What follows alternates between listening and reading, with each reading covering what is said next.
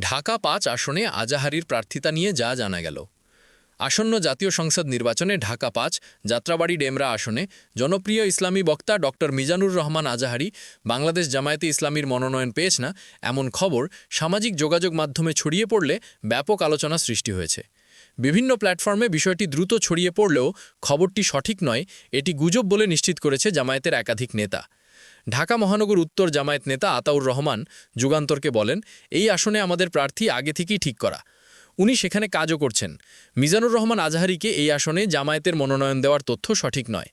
এ বিষয়ে ঢাকা মহানগর দক্ষিণ জামায়াতের সহকারী প্রচার সম্পাদক আব্দুস সাত্তার সুমনও যুগান্তরকে বিষয়টি ভিত্তিহীন বলে নিশ্চিত করেছেন।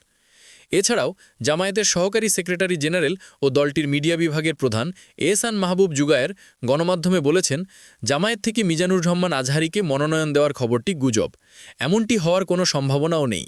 সেই সঙ্গে এ ধরনের ভুয়া তথ্য প্রচারের বিষয়ে সতর্ক থাকতে এবং যাচাই বাছাই ছাড়া রাজনৈতিক প্রার্থিতা নিয়ে কোনো তথ্য গ্রহণ না করার আহ্বান জানিয়েছে জামায়াত।